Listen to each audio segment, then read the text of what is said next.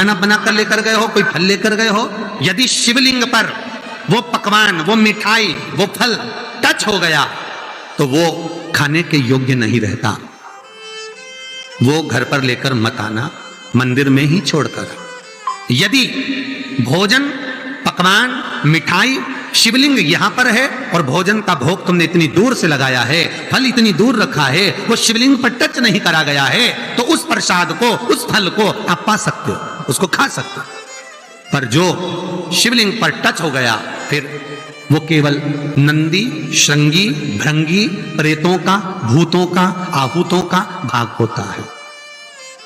प्रेत, भूत, आहूतों का, वो फिर खाने योग्य नहीं है। हाँ, यदि नर्मदेश्वर महादेव हैं, नर्मदा जी के जल से कोई शिवलिंग प्रकट हुआ है, नर्मदा जी के जल से, कोई कंकर से, नर्मदा के जल से अगर कोई शिवलिंग प्रकट हुआ है, उस शिवलिंग की स्थापना कहीं पर है या आपके घर में है, तो उसको कुछ भी टच हो जाए वो पा सकते हो, पर बाकी के शिवलिंग को स्पर्श किया हुआ नहीं पा सकते। केवल एक नर्मदेश्वर महादेव नर्मदा के जल से प्रकट हुए।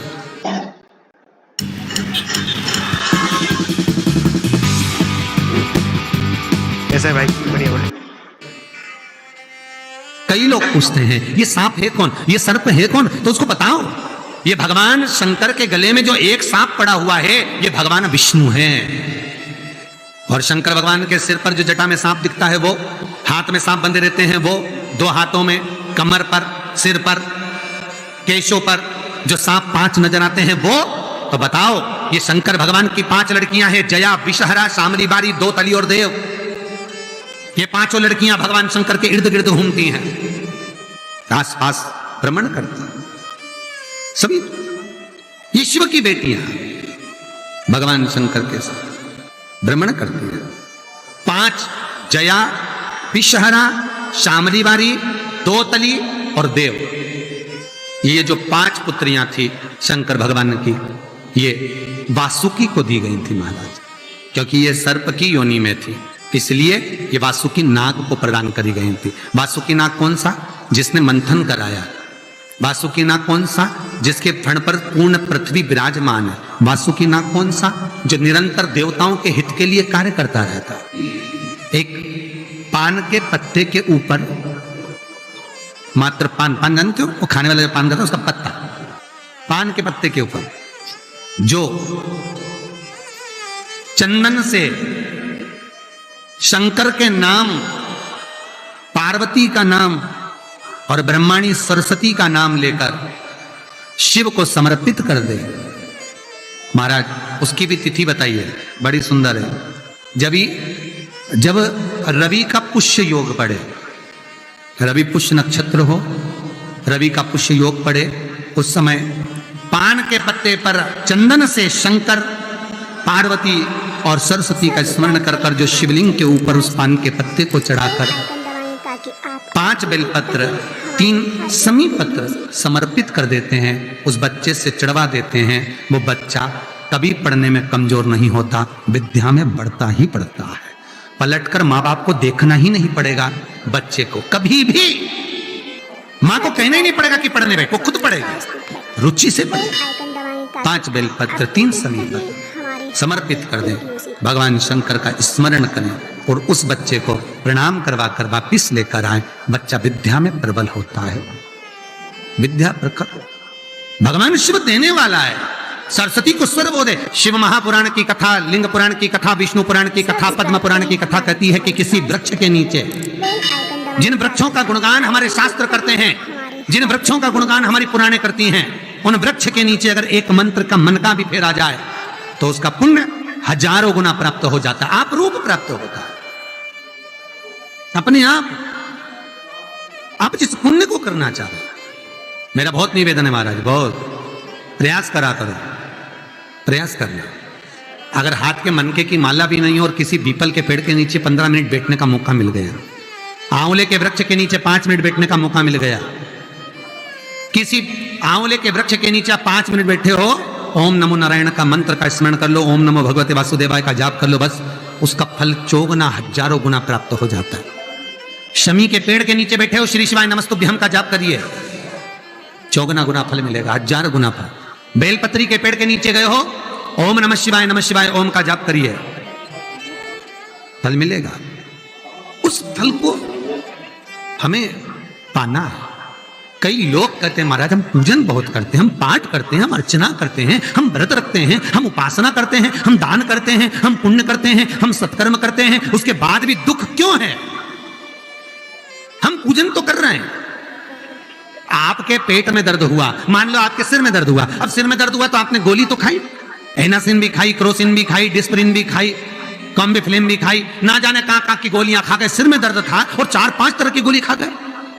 तुमने जब तो गोली खा ली और गोली खाने के बाद तुम्हें थोड़ा सा असर भी हो गया, पर इतनी गोलियां जो खाई है तो बाद में रिएक्शन तो करेगी, कुछ तकलीफ तो देगी, कुछ गर्मी तो करेगी, बीपी शुगर ऊंचा नीचा कर सकती है, आपने पाई। उसी तरह मंत्र, माला, पाठ, जप, अनुष्ठान फल कब देते हैं और फल कब नहीं देते, ये शिव महापुराण की उमा संहिता कह रही है। शिव महापुराण का उमा खंड, पार्वती खंड को अच्छे से पढ़िए तो उसमें बताया है, उसमें वर्णन किया है। हम पाठ करने बैठे, इतनी बड़ी पोथी लेके लोग बैठ जाते हैं, पहले राम रक्षा स्तोत्र पढ़ लिए, फिर ये पढ़ लिए, गीता जी का अध्याय पढ़ लिया, ये पढ़ लिया, ये चालीसा, दुर्गा चालीसा, शिव चालीसा, तांडव, ये मंत्र जप लो, वो मंत्र जप लो, फिर कोई महाराज बता गया, वो मंत्र जप लो, फिर कोई महाराज बता गया, वो मंत्र जप लो, ये वाला देवता ला के अलमारी में रख लो। इतनी बड़ी पूजन की अलमारी, बस इतनी बड़ी, ज्यादा से ज्यादा होगी तो इतना बड़ा पूजन का घर, कमरा, उसमें इतना सारा देवता। रामेश्वर गई तो उनको ले आई, जगन्नाथ जी गई तो उनको ले आई, द्वारका गई तो उनको ले आई, वृंदावन गई तो उनको ले आई, महाकालेश्वर गई तो उनको ले आई, सारा देवी देवता वहीं बैठा, पितृदेव, ये देव, कुल देवी, शंख देव, घंटी देव, दिया देव, सब उसी में, गणेश जी, शंकर जी, हनुमान जी, राम जी, सब भरा पड़ा। और पूजन करने सुबह से आई। So hi, my name is Ankur. 2021 आते ही I lost my job. Salary नहीं है, प्रोजेक्ट्स सुबह से इतनी सी शक्कर लाई कटोरी में, इतनी सी शक्कर कटोरी में, भगवान को नहला धुला के कटोरी धर दी। इतनी बड़ी अलमारी में सारा देवता ऐसा कसा कसाया बेटा, सारा। और तीर्थ करने फिर गई तो गणेश जी शंकर भगवान से बोले पिताजी फिर जा रही है। शंकर भगवान बोले बेटा खसक के बैठो, फिर पकड़ के लाएगी किसी, खसक के बैठ, फिर लाएगी किसी, फिर ले आई, फिर रख दिया। पूजन करने आई, कलश रख दिया, मंदिर में ही ढुल गया, भगवान पूरा गीला हो गया। गणेश जी शंकर जी से बोले पिताजी पूरा गीला करके चली गई। शंकर भगवान बोले बेटा तो कल ही आएगी, दिया लगा के गई, अब तो गीले में बैठो, अब नहीं आने लगा, कल। बहुत ध्यान देना साहब, इस कथा को आपके ऊपर लेकर समझाया जा रहा है, क्योंकि शिव महापुराण की कथा कहती है कि आप जो मंत्र जप रहे हो, आप जो माला जप रहे हो, आप जो साधना कर रहे हो, आप जो पाठ कर रहे हो, वो आप पर असर कर रहा है कि नहीं कर रहा है, वो आपको समझना है। राम रक्षा स्तोत्र का पाठ करो तो पहले हनुमान चालीसा पढ़ो, फिर राम रक्षा स्तोत्र करो। शिव चालीसा, दुर्गा चालीसा, गणेश चालीसा, हनुमान चालीसा, गायत्री चालीसा, इन 4-5 चालीसा को एक साथ कभी नहीं पढ़ना। एक चालीसा यदि आपने पढ़ ली है शुरू में, तो पाठ पूरा होने के बाद जब उठने की तैयारी हो तब दूसरी चालीसा पढ़ लो, बाकी की चालीसा भले आप बाद में पढ़, पर एक साथ 4 चालीसा का पाठ नहीं होना चाहिए। महाराज पाठ करने बैठे हो, किसी एक मंत्र की माला जप रहे हो, ओम नमः भगवते वासुदेवाय जपा, या शंकर जी का मंत्र जपा, या गुरु का मंत्र जपा, ये मंत्र जपा, या वो मंत्र जपा, उस मंत्र को जपने में बीच में कुछ गैप होना चाहिए। एक साथ रट्टा मार पे ओम नमः भगवते, ओम नमः भगवते, श्रीमन नारायण, ओम नमः शिवाय, ओम नमः शिवाय, फिर ये जप लो, वो जप लो, और पूरा पाठ सपाट सब खलास, वो श्रेष्ठ नहीं। कुछ देरी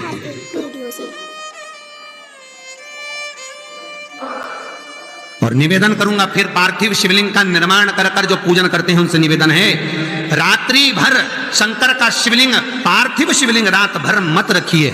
कई माताओं को फुर्सत नहीं मिलती, अभिषेक करवा लेते हैं घर में, कई ब्राह्मण लोग अभिषेक करवा देते हैं, पूजन करवा देते हैं, और शंकर भगवान रात भर बैठे रहते हैं। पार्थिव शिवलिंग रात भर तुम्हारे घर में नहीं होना चाहिए, विसर्जन। केवल एक हड़ताली का तीज का दिन ऐसा होता है जिस दिन पार्थिव शिवलिंग रात भर पूजा जाता है। रात पार्थिव शिव। तो ब्राह्मण श्वेत मट्टी का, क्षत्रिय लाल मट्टी का, वैश्य पीली मट्टी का और शूद्र काली मिट्टी का शिवलिंग का निर्माण करे।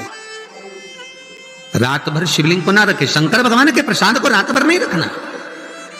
कहीं शिव मंदिर में गए और प्रसाद मिला भी है आपको, वैसे तो शंकर जी के मंदिर में प्रसाद नहीं मिलता। क्यों? तो लिंग पुराण के अंदर और शिव महापुराण के अंदर वर्णन किया गया कि भगवान शंकर ने नंदी को वचन दिया था, सुनो नंदी। शंकर भगवान से नंदी कहता है हमारा भरण पोषण कैसे हो।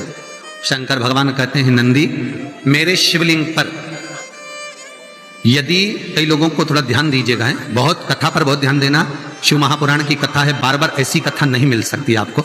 सुनोगे आप अपनी जगह पर, बहुत वक्ता हैं, बहुत प्रेम से बांचते हैं, पर जो कथा रस तत्व से आपको मिल जाए उस श्री शिवाय नमस्तुभ्यं, श्री शिवाय नमस्तुभ्यं, श्री शिवाय नमस्तुभ्यं।